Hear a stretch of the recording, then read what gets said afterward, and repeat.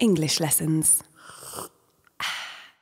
Today's mini English lesson is about the passive. Why do we need a passive? When do we use the passive? The passive is useful when the action is more important than the person doing the action. I'm going to explain three different forms: present simple passive, past simple passive, and the present perfect passive.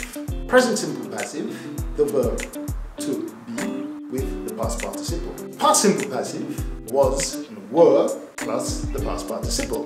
Example: BMW is made in Germany. Is made your past participle. Champagne was invented by Dom Perignon, who was a monk, a very good friend of mine. The other passive structure I spoke about was the present perfect passive.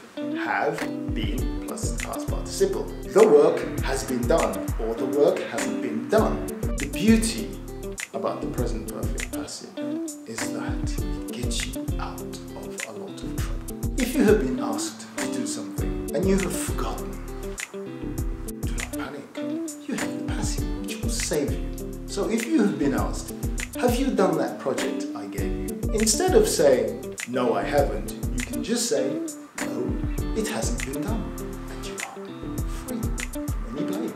Quick recap.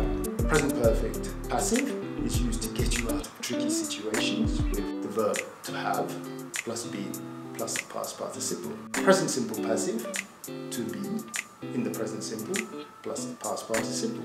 Past was and were plus the past participle. Any questions? Good. I'm off to have some champagne. Cheers.